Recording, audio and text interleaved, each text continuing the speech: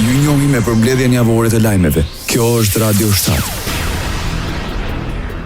Përparimi dhe hapat e ardhshëm në zbatimin e agjendës së reformave ishin në thelb të takimit ndërmjet kryeministrit Maqedonisë së Veriut Histra Mickovski me ambasadorët e Bashkimit Evropian për të diskutuar mbi përparimin dhe hapat e ardhshëm në zbatimin e agjendës së reformave. Ai ka theksuar se agjenda e reformave nuk është vetëm plan në letër, por po jep rezultate konkrete dhe të matshme. Mickovski tha se në periudhën e kaluar është përshpejtuar zbatimin në të gjitha fushat kryesore.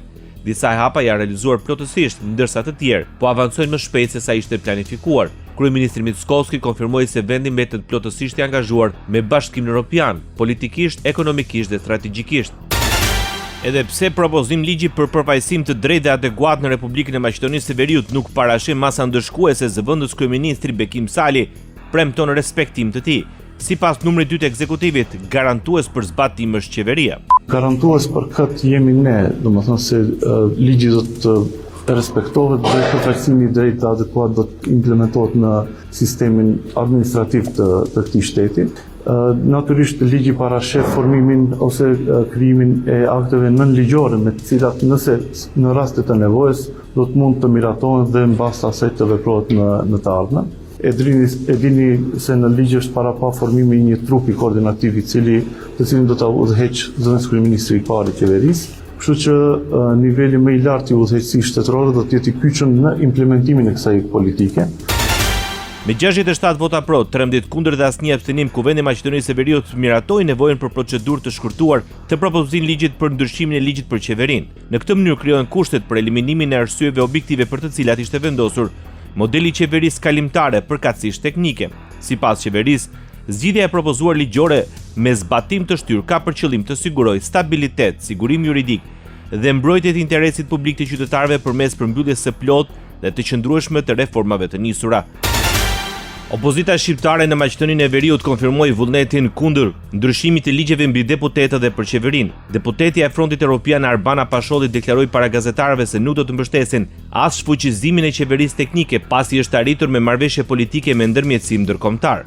Në parim nuk do t'i mbështesim asnjërin as ligjin për deputet, propozim ligjin për deputet, as ato për qeverinë, sepse një para që kjo shumicë parlamentare të gjitha propozim ligjet të cilat janë me rëndësi etike po i vendos në procedurë të shkurtuar, edhe e dyta mendojmë se ai takon ligjit për qeverinë që diçka që është arritur me marrëveshje politike dhe me mbështetjen e faktorit ndërkombëtar do duhet të zhbohet po në të njëjtën formë me marrëveshje politike dhe me ndërmjetësimin e faktorit ndërkombëtar. Koalicioni i vlen reagoi ashpër ndaj BDI-s duke akuzuar për dështime të njëpasnjëshme gjatë 2 dekadave në pushtet në Maqedoninë e Veriut. Sipas Vlenit, BDI ka 20 vjet që ka qenë pjesë e qeverive dhe përtej populizmit me të ashtu quajturat arritje për shqiptarët nuk patën kurfar peshe reale politike. Në reagimin e koalicionit Vlen përmendet dhe emri Artan Grupit për të cilin thuhet se si kutia e zezë e BDI-s mban peng të paktën 5 funksionarë aktual partijak. Në fund koalicioni thekson se po jep një leksion të vërtet për mënyrën se si duhet të trajtohen çështjet me interese lartë për shqiptarët. Bashkimi Demokratik për Integrim shpreh shqetësimin mbi tendencat për gryerjen e marrëveshjes paqësore të orit duke paralajmëruar pasojë serioze për stabilitetin e vendit. Kërkojmë nga nismëtarët dhe zbatuesit e këtyre veprimeve që të tërhiqen dhe të vazhdohet me respektimin e plotë të marrëveshjes së orit si rruga e vetme drejt stabilitetit dhe avancimit të vendit drejt antarësimit të plotë në Bashkimin Evropian, thuhet në njoftimin e BDI-s gjatë seancës së 4 të Këshillit Përgjithshëm të mbajtur në Likov. Krahas asaj nuk munguan akuzën ndaj pushtetit se po targeton ish kryetar komunash nga radhët e opozitës shqiptare. Bashkimi Demokratik për Integrim kritikon gjendjen ekonomike, procesin e integrimit evropian dhe trajtimin e shqiptarëve në vend. Sipas BDI-s, ekonomia është përkeqësuar, investimet e huaja kanë rënë dhe inflacioni ka ndikuar në rritjen e kostos së jetesës. BDI-s thotë se vendi ka mbetur i bllokuar në rrugën drejt Bashkimit Evropian. Mali i Zi, Moldavia dhe Ukraina kanë horizonte konkrete.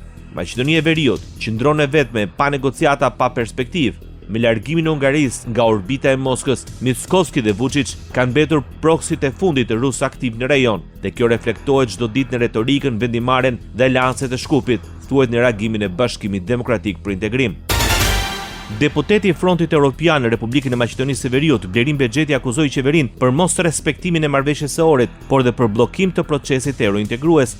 Në një konferencë për shtyp Bexheti kujtoi se shqiptarët kanë të drejtën legjitime të hapin një debat të gjerë për një rregullim të ri shtetëror dhe të vetë përcaktojnë se si duan dhe ku duan të jetojnë, tha mes të tjerash Blerim Bexheti. Sociale.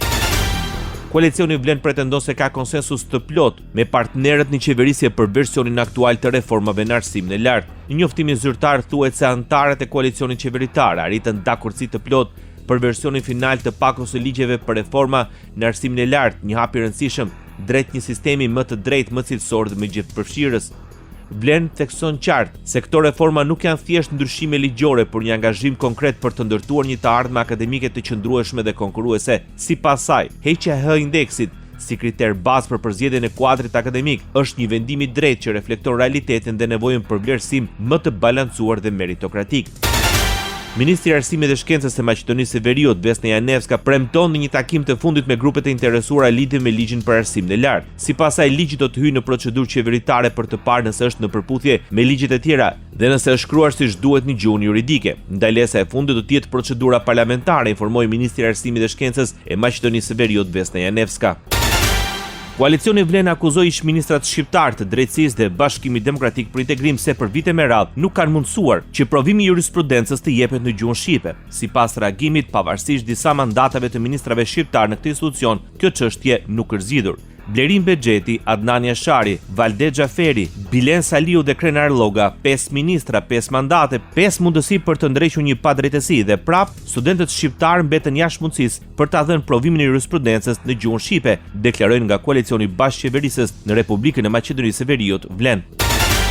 Inspektoriati Shtetëror i Arsimit në Maqedoninë e Veriut zbulon paregullsi në Fakultetin Filozofik të Universitetit Shën Kirili dhe Metodi në Shkup. Anullohet cikli i 2 dhe i 3 i studimeve për 11 kandidat. Nga një kontroll nga Inspektoriati Shtetëror i Arsimit u zbuluan paregullsi serioze në procesin e regjistrimit të studentëve. Përpasoj 11 studentëve u anulluar statusi dhe jo ndërprerë studimet. Problemi qëndron në faktin se këta studentë, 7 në nivel master dhe 4 në doktoratur, ishin pranuar në ciklet e larta duke pasur të përfunduara studime profesionale 3 vjeçare. Ekonomi. Maqedonia e Veriut ul çmimet e naftës. Komisioni Rregullatori i Energjetikës njoftoi reduktimin me 1.5 denar për litër. Nga mesnata, Eurosuper BS95 do të kushtoj 80.5 denar për litër, ndërsa BS98 do të kushtoj 82.5 denar për litër. Po ashtu ulet edhe çmimi i dizelit, i cili nga mesnata do të kushtoj 94 denar për litër. Komisioni Rregullator konfirmoi atë që qeveria e paralajmëroi gjatë fundjavës se bursat botërore nuk po qetësohen. Kryeministri i Republikës Maqedonisë së Veriut, Istra Mickovski, drejtohet Vienës për një takim me kancelarin e Republikës së Austrisë, Christian Stocker. Me këtë rast Mickovski zhvilloi takim me përfaqësues të diasporës ku i ftoi të mendojnë për kthimin për investimin dhe për përfshirjen aktive në zhvillimin e shtetit. Sipas tij, qeveria po punon për të krijuar një klim të qëndrueshme dhe të parashikueshme biznesi.